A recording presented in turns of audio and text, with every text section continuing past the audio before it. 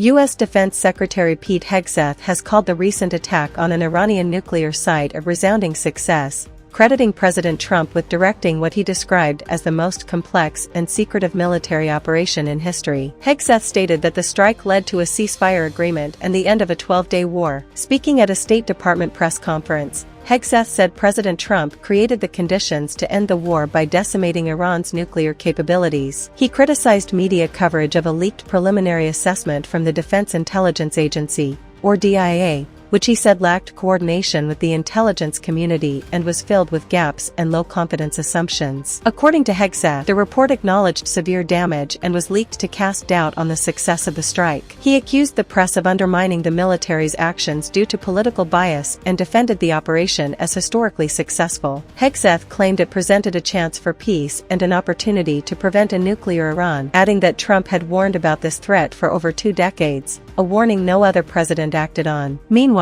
Iran's Supreme Leader Ayatollah Ali Khamenei accused Trump of trying to minimize Iran's retaliatory strikes on the USLUDIAD air base in Qatar. In a televised speech, Khamenei said Trump pretended nothing had happened despite the base sustaining damage, although no casualties were reported. Trump had earlier referred to the attack as very weak. Iran also formally condemned the U.S. strikes on its nuclear facilities. In a letter to the United Nations, Iranian Representative Amir Saeed Iravani rejected the U.S. justification under Article 51 of the UN Charter, calling it a blatant distortion of international law and a violation of Iran's sovereignty. Khamenei claimed that the U.S. intervened only because it feared the collapse of the Zionist regime, stating, "The Zionist regime almost collapsed and was crushed under the strikes of the Islamic Republic." He also declared that Iran would never surrender, saying, "Trump has unveiled the truth that the U.S. will only be satisfied with Iran's surrender, but surrender will never happen." Khamenei warned that any future aggression against Iran would come at a great cost and highlighted Iran's ability to reach major U.S. military bases. On his social media platform, President Trump echoed his defense secretary's claims, asserting that nothing was removed from the Iranian nuclear facility. He said vehicles at the site belonged to concrete workers trying to cover the shafts,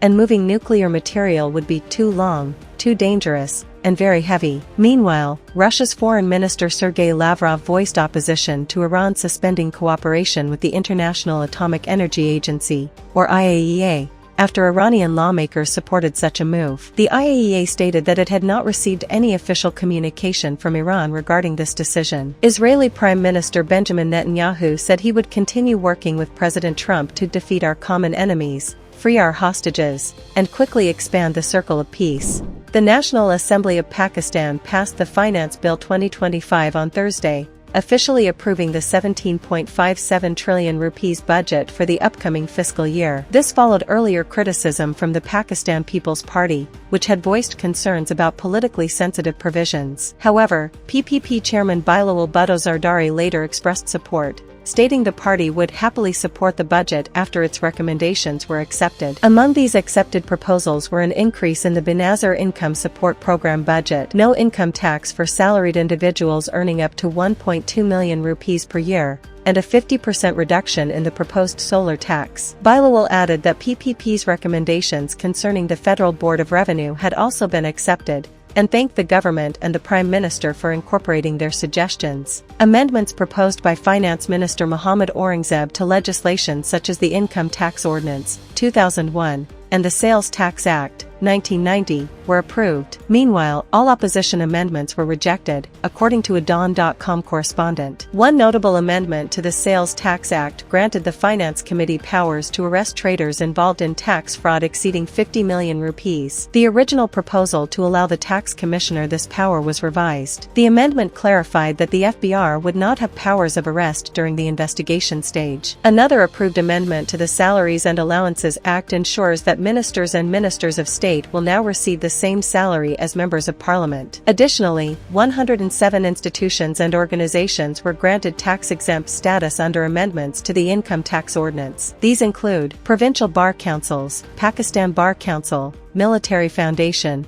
Army Welfare Trust, Foundation University, Foreman Christian College, LUMS, Ghulam Ishaq Khan University, FBR Foundation, 𝐶𝐶 Memorial Hospital, the Eddy Foundation, Al-Shifa Trust and Al-Shifa Trust Eye Hospital, Poverty Alleviation Fund, National Rural Support Program, National Endowment Scholarship, Pakistan Agricultural Research Council, and the Audit Oversight Board. Pensions for former presidents and their widows will also be tax-exempt under the new legislation. The finance minister had earlier presented the budget in a charged session of parliament, outlining goals to achieve 4.2% economic growth. The total outlay of 17.573 trillion rupees represents a 6.9% decrease from the previous year. Current expenditure is proposed at 16.286 trillion rupees, a 5.33% cut from last year. Meanwhile, the U.S. consulates in Karachi and Lahore have requested all F, M, and J visa applicants to make their social media accounts public for vetting. This follows similar instructions from the U.S. Embassy in Delhi. The consulate stated that omitting social media information could result in visa denial and future ineligibility. Lastly, at least 7 people were killed and 39 injured in rain-related incidents across Punjab on Thursday,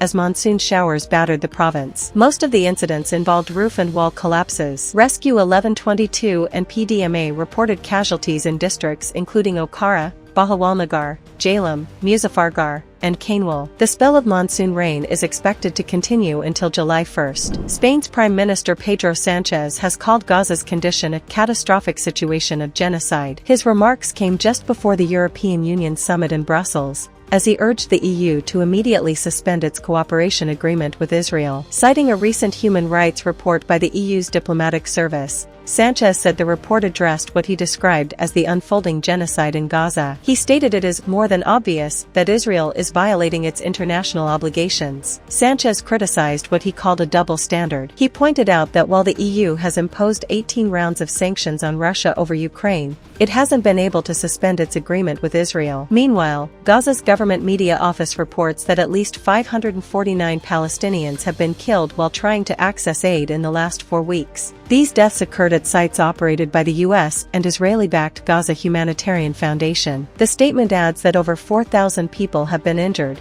and 39 remain missing. The media office condemned these aid sites as death traps, claiming civilians are being lured and systematically gunned down on a daily basis. They called the ongoing events a full-fledged war crime and accused Israel of using food as a weapon of mass killing. In a separate update, Gaza's Civil Defense Agency says 56 people were killed by Israeli fire, revising an earlier figure of 35. According to spokesman Mahmoud Basal, among the dead were 6 civilians waiting for aid at 2 different locations. In terms of humanitarian support, the World Health Organization has delivered its first medical aid shipment to Gaza since March 2nd. The delivery included 9 trucks with essential medical supplies, 2,000 units of blood, and 1,500 units of plasma, according to WHO Director General Tedros Adhanom Ghebreyesus. He said the supplies will be distributed to priority hospitals in the coming days but described the shipment as a drop in the ocean. At the same time, Israel's National Security Minister Itamar Ben-Gvir has once again called for a complete halt to humanitarian aid to Gaza. He described the current aid deliveries as an absolute disgrace and said that halting aid will expedite reaching victory. Ben-Gvir plans to demand a cabinet vote to stop aid entirely.